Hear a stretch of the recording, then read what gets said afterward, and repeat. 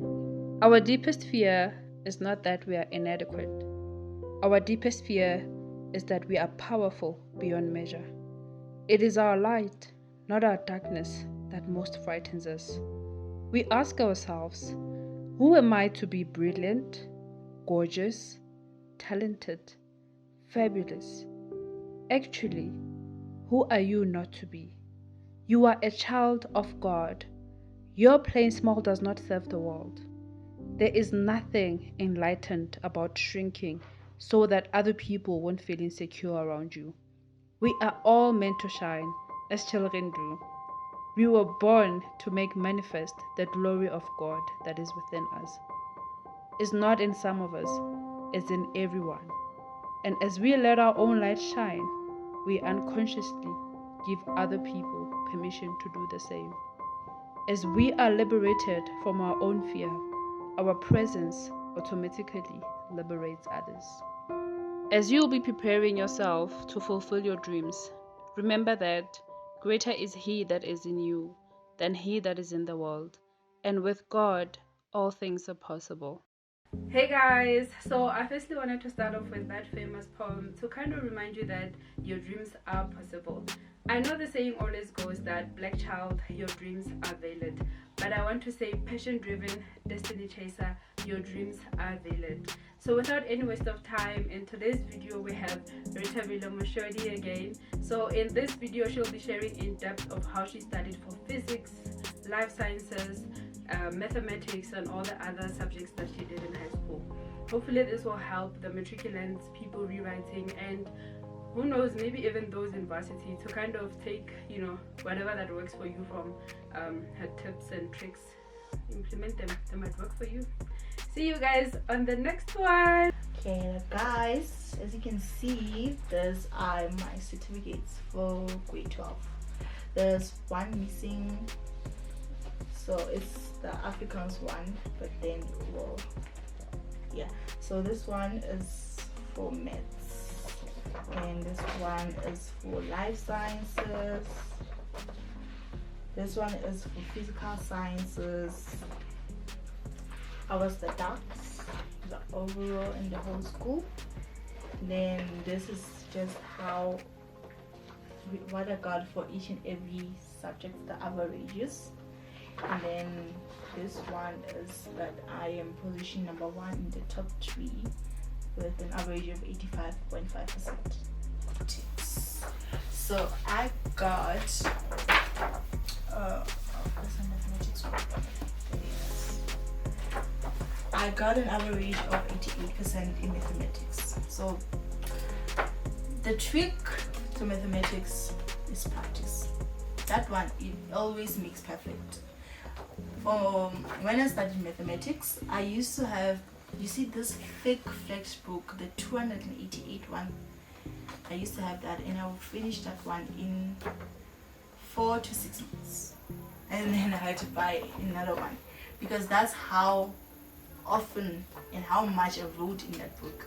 In maths, you need to write, you need to get messy. It doesn't matter, scratch if you need to sketch out. My activity book was always messy. I used to practice them, do notes, stuff like that. And in mathematics, it's one of the tricky subjects that most people struggle with, but practice does make perfect.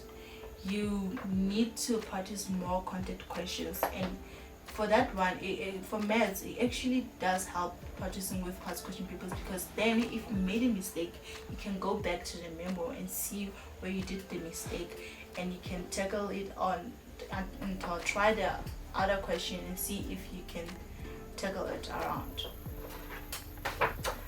So if you don't understand something, I suggest asking your teachers, because they are the ones who know the maths. They studied for it, so they must know it.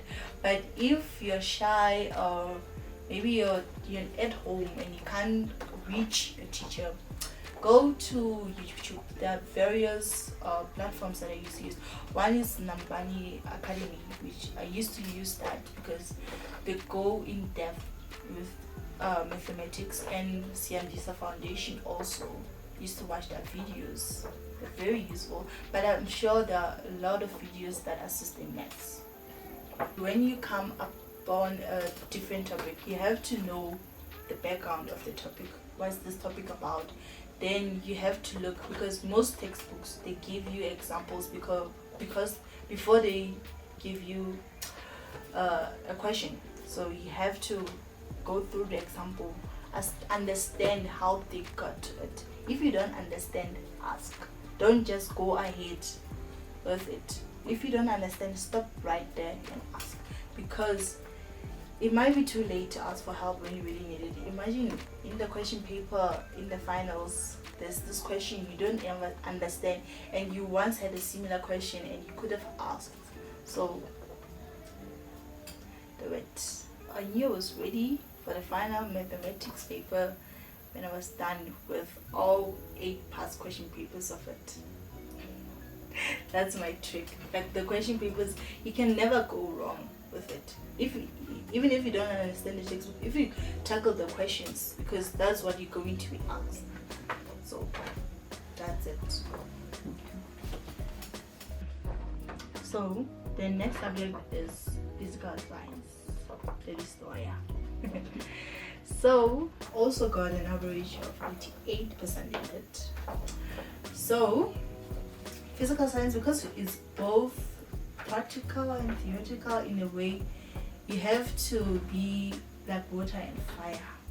You have to, because chemistry and physics are 2 different contents. Like in most topics, there's no way they relate to one another.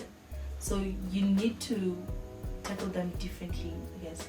For physics, because it's most maths, I use the skills that I use in mathematics, I used it in physical sciences, which included using the old question papers and practicing with them. And then physical sciences, you have to have study guides, I guess, because not necessarily study guides, or you can just have any study resources, because it's useful to have another insight from other books, because most books are different, especially the physical sciences or life sciences. So you have to allocate definitely more time in this. Know the formulas. That's the number 1 rule of physical sciences. In both chemistry and physics, you have to know the formula. That F net is equals to MA is very important, because it's the 1 mark.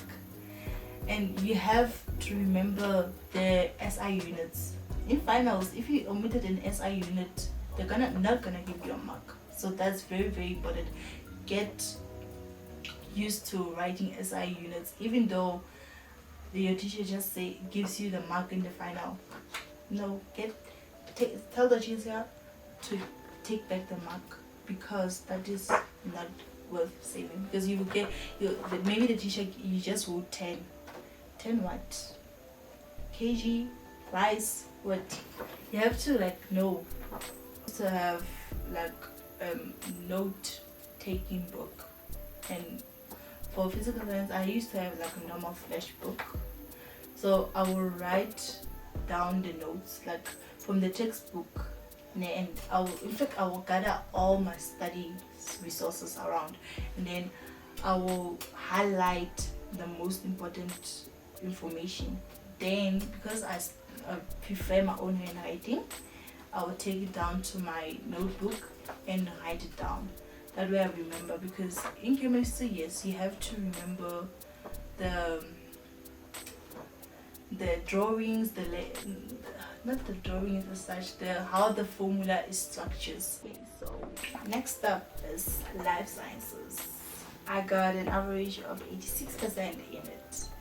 So life science is very, very different from mathematics and physical sciences, because maybe in mathematics and physical sciences have similarities, but life science is on its own. So you have to have its own study approach. So life sciences, thank God I had the best teacher. So every time he wrote us note, he will read them out loud. So every time I forgot something, maybe in an exam room or in a test, I would what did the teacher say? Then I will remember that. But if not, most teachers are like that.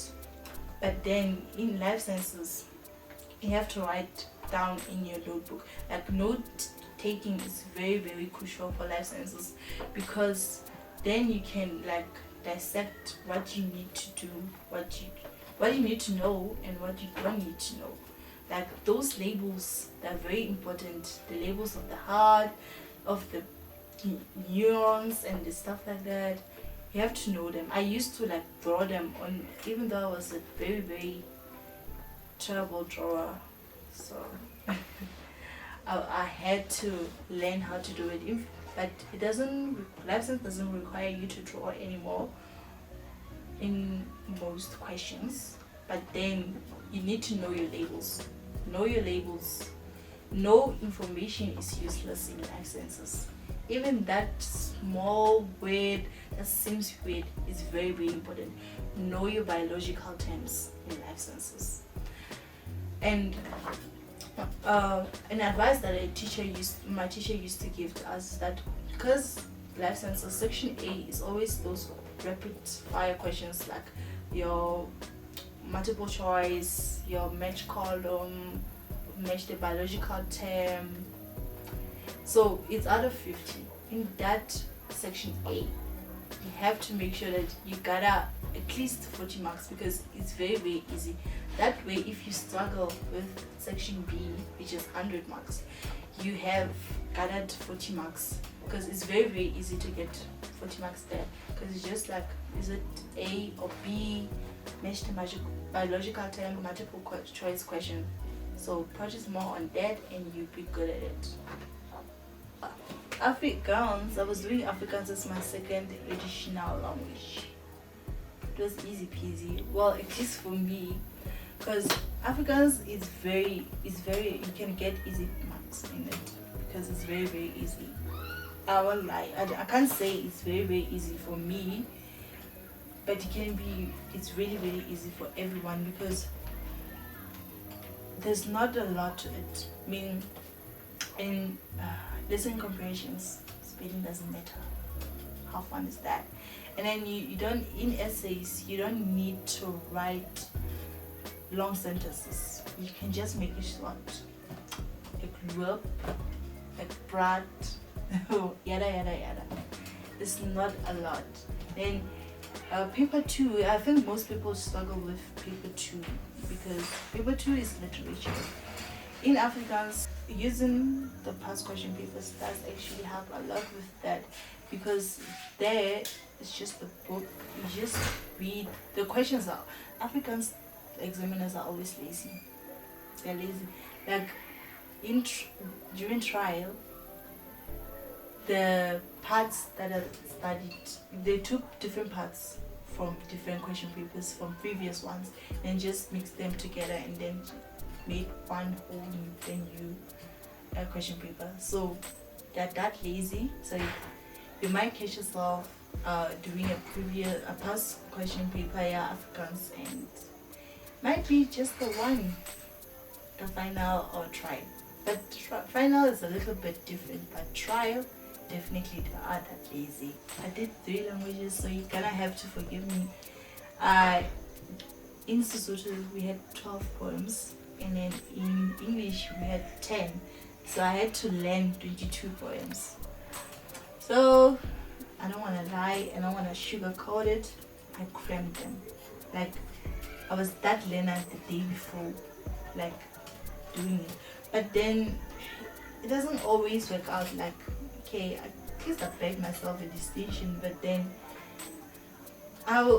if I had a chance to go back and prepare for that paper 2, in fact the whole paper 2 literature part, I was definitely like try to allocate 20 to 30 minutes every day, just like reading one poem and understanding it, because then when it's the finals, you don't have to like cram up so much of it.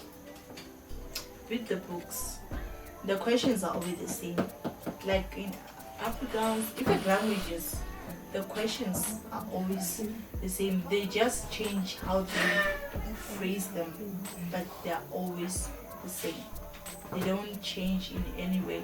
So you can just go back to the previous papers and see differently. When you go back to the previous question papers, you're testing on how much you know this book. So if you find yourself not acquiring the most marks in that previous question paper, you can reread the book and then just do it. So wrapping this up, guys, I wish you well in your studies. Study hard, learn as much as you can. There are many benefits. If I got 7 distinctions, you can also do it. Nothing can literally stop you. Just set your goals right. Prioritize your academics. If you want it, you can go for it and you can actually achieve it. It is achievable, guys. If I can do it, why can't you? You can.